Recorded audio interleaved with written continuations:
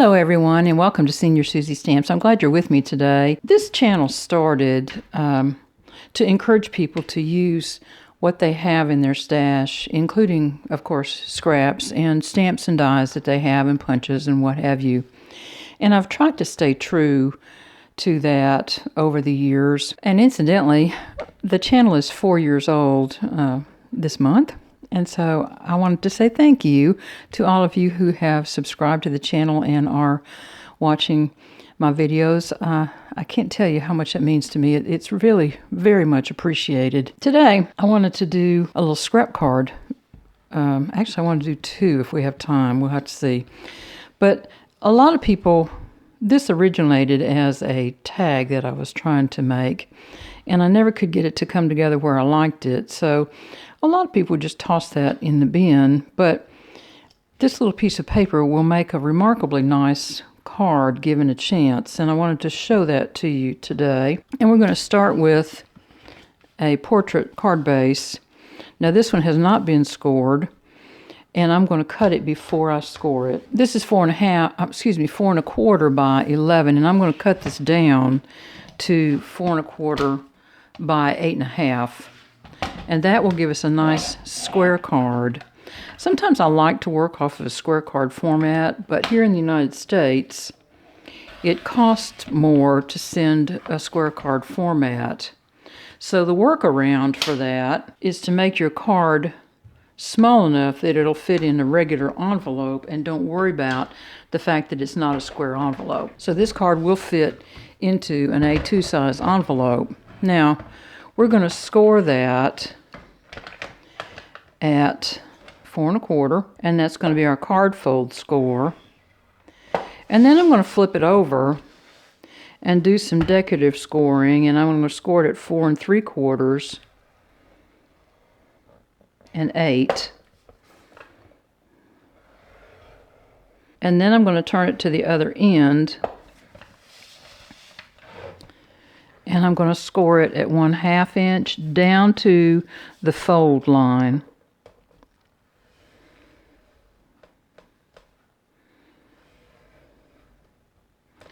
And at 3.75.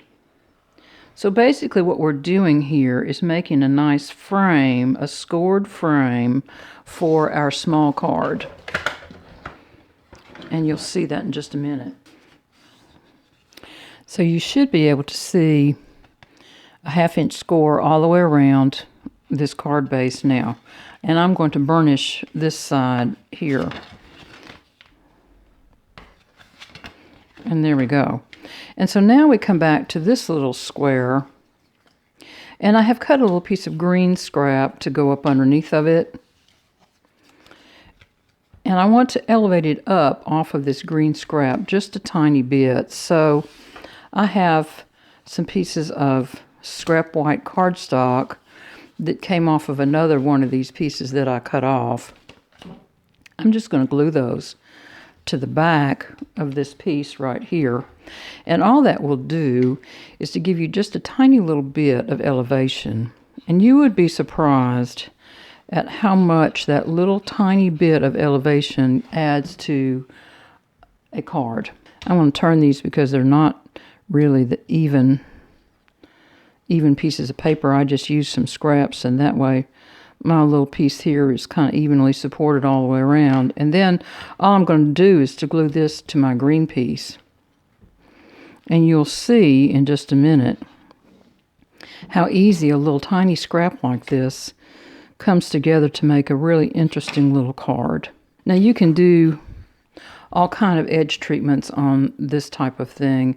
If you have a square die, you could cut it out with your dies and layer them that way. I didn't want to fool with that today because a lot of people don't have square dies. I'm going to glue this to the very center of my little card base now.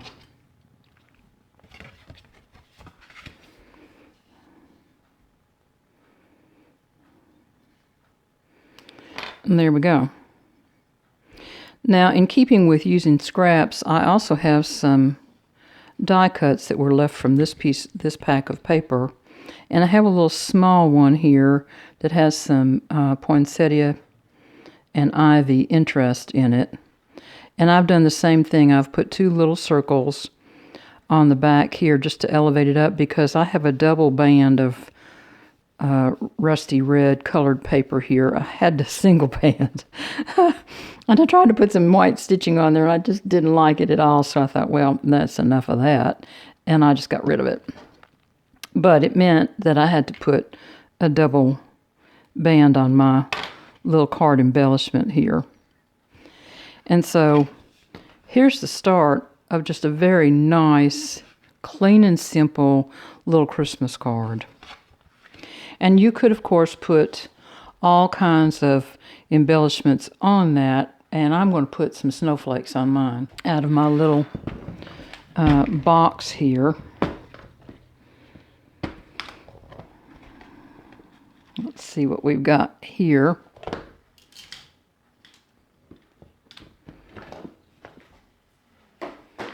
These, I'm not absolutely sure, but I think they may have come from Paper Wishes. I may have gotten those from Hobby Lobby. I've had them, you know, this stuff stays around forever. And I've had them for a long time, so I really couldn't tell you exactly where they did come from. So I'm just going to put 3 little dots of glue here. And I'm going to put 3 little snowflakes around. And now I need a little sentiment. Let me find one. So I've trimmed this little sentiment down about as close as you can go. And I think right like that works fine. I would kind of like to have a little coloration on that, but obviously my green wasn't working. So we're going to just glue that down flat.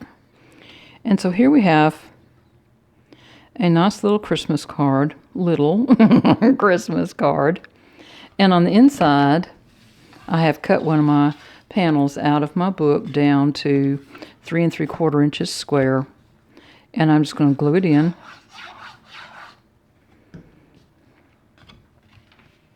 And this card is finished and ready to go out the door. I have a couple more in this format to show you. But isn't that a nice little way to add a little scrap to a piece of cardstock and make yourself a nice little Christmas card using a little extra die cut that you might be challenged to use because of the size. And if you have a little sentiment on hand, it makes these cards very, very easy to roll out with your scraps. And that way, you don't have to put this scrap and save it for next year. You can go ahead and use it. And maybe you'll need an extra Christmas card this year. Let me show you these others that I did when I was working on this format. And here's one. This square was just, I believe, the same size, 1 3/4, but I cut this at 2 1/4, if I'm not mistaken, instead of 2. This is green size is just a little bit larger.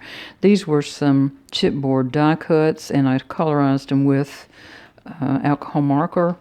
And I just got my little word stamps out and stamped a sentiment, put a little inside sentiment on, and this card is good to go. Here's another one, similar to the first one that we did. An inside panel. This one has a vintage Christmas stamp on it, and again I have put some double layered paper up between the stamp and this layer. Now on this one I didn't, you know, I have a perfectly good dressmaking tool that marks. It's a tracing tool, and it has a wheel and it has those little teeth on it, and it would make that little pattern for me just fine if I could only find it. But I didn't have it, so I used the tip of my awl because I didn't want to try to break this down into a smaller square, and I just punched some little dots in there just for a little extra texture. Now on these little snowflakes, I went back in with some Nouveau drops and put a little dot in the center of my snowflakes. And I do think that kind of adds just a little bit to those snowflakes. So I believe I'm going to do the same thing with this little card that we just made. Sometimes when you use a Nouveau drop and then you put it back, the throat of the tip clears out, and when you go to press on it, then it makes a big blurp. That's not fun. So I'm just going to tap those down where my little Nuvo drops flatten out just a little bit, and I'll set this aside to dry. Now I had some more scraps today, and since we have time, this is a pretty short video, I thought we would try to work with those, and it's these two. And I thought we would make a little strip card, a little scrap strip card with these. And I'm going to start by measuring this red piece, and it ends up being 8.5 inches. So I'm going to cut this to 4 1/4 because I need a little more width for what I'm doing than I have with just the single piece. And now you've seen me do this before, and I'm just going to take a piece of clear tape and glue these two pieces together. That'll be on the back side, and you'll never ever see it because I am going to cover up this seam anyway. And then it looks like I need to trim off just a little bit here to start with, to even up that edge there. And then on this piece, let's see, this piece is 4 1/4 inches tall. Let's look at my layers chart for 4 1/4 inches tall. So it should end up being 3 inches wide, finished. So I want to cut 1.5 inches on either side of this line. Does that make sense? That way the line stays in the middle, because I'm hoping to put a strip right down the middle of that and cover up the line. So I'm going to cut it to 3, but I'm going to take some off of both sides. And now this is a card layer, and these will go back in my red scraps. So I'm going to cut this piece down to 3 inches. I'm sorry, 4 1/4 inches. And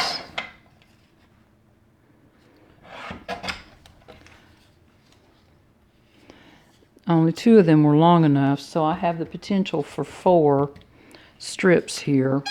But I really probably only need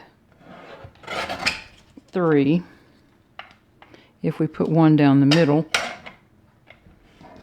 And remember, the objective here is to use your scraps, not necessarily to do anything else, really. It's just to make a nice card using some scraps.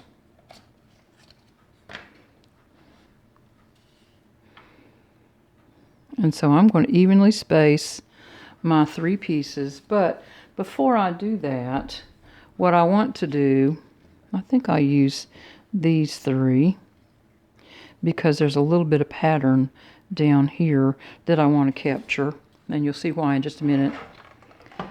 Before I do anything else, I want to get into my paper, my white paper cardstock, and cut some pieces that are 3/8 of an inch wide. Not a 1/2 inch, but just 3/8. And I just need 3 pieces. No, I need 6 pieces. The reason I'm cutting these at 3/8 of an inch is because they're easier to glue onto a 1/2 inch strip if they're just a little bit smaller. And that's why I cut these down to 3/8. And this is what helps with the architecture of this card. And I have some examples for it as well. So stay tuned. All right, and I'm going to do the same thing here. I'm going to glue my 2 white strips together. It doesn't take a lot of glue to do this. I'm just going to stack them up and put my pattern paper on top. And you'll see I have plenty of room on the back, so I don't have to worry about getting it exactly right or getting my blade out to do a little trimming on these. It's just not necessary. I'm going to take the white cardstock off of this just to even them up a little bit. We are going to end up cutting these a little bit shorter anyway once we get them on the red panel. You could do this process with foam tape and certainly be just fine. But white scraps are usually a problem for people as much as other scraps of paper. And this is a good little way to use a few of your white scraps where you've maybe cut off a few pieces here and there. Let me glue this one together and I'll be right back. Okay, I'm going to start by placing my centerpiece which is going to be this one with the partial poinsettia on it. And I'm just going to glue it and put it right over my center line. I am going to use my grid for this and try to get it evenly spaced. And I'm going to pull it all the way up on one end. The end without the poinsettia is going to be the one that I'm going to cut off. So I want to keep this one and cut that end off. And the reason I bring that to attention is because there's another one here that has the same end. But then once we get down to this one, we're going to probably have to adjust it just a little tiny bit. We may not have enough room to do that, so maybe we just won't worry about it. We'll just do them this way. Then on this piece, I'm just going to split the difference here. Because this is an A2 size layer, and I want to use the entire piece. I want to make sure my red strips here that are the background now are evenly spaced. And then I'm going to put my third piece in. And I notice that the plaids don't exactly match up. And that happens sometimes when you cut pieces like this. You can't worry about it too much. You just got to keep on trucking with it. There we go. And now that that's all done, I can trim the back off. There we go. And then I can go ahead and put this up onto a card base. And now it becomes a little more interesting card, doesn't it? You could also put a little white layer back behind this. Let's just see what that looks like. This is 3 by 4 1/4. So if I cut a panel that's 3 1/4 by 4 1/2, that would give us a 1/4 inch white border around this piece. And let's do that and just see what it looks like. And you'll have to tell me whether you like this better or not. I'm not sure it makes that much difference. It would make a difference, however, if you put a piece of cardstock up underneath of it. Let's try that. Just because we can. And we're here with some white scraps. So, let's do the same type of thing that we did earlier. And I have this piece of my heavyweight cardstock that I'm going to glue right to the back of that, just to give that white a little bit of lift off the card.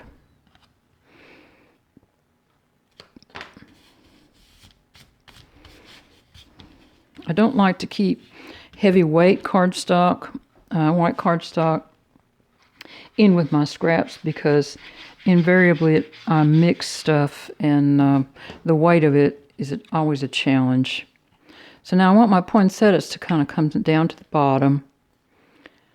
There we go. And now you'll see there's a little shadow here, and that's created by that single piece of paper. And I have some embellishments here to add to this card. This was out of that paper pack, and that would make a nice enough card, but I happened to see this piece of corrugated white that I had made for some other project in my stash. You'll notice that I've put some elevation on the back of this as well. And I'm just going to glue this onto my corrugated. And then I'm going to put that on the top of my card here. And as always with corrugated, I always put a lot of extra glue on it because you're only getting about half of the contact points on a piece of corrugated.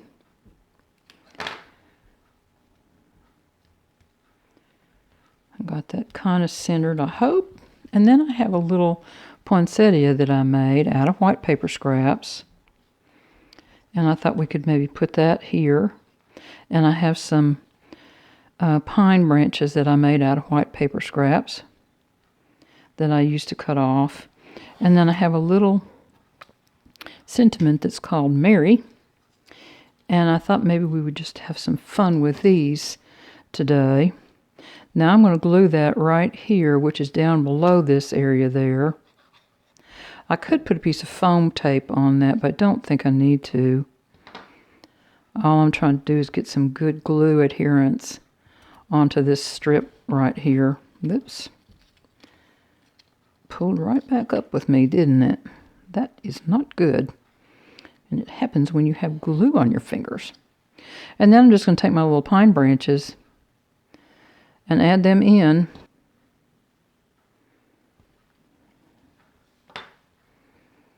And now you can see a little scrap that you may or may not have used in the future becomes a very nice little card. And I'm just going to put this up on a little piece of foam tape and set it right there. And I have a couple more cards to show you. So let me get those. That uses this style of scrap card. There we go. Oh, I have a little insert for the inside here. Best wishes for a wonderful Christmas and a joyous New Year. Doesn't get any better than that.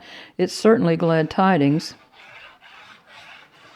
which coordinates with the front, and it was in red ink, so that's why I chose this one to use on this card.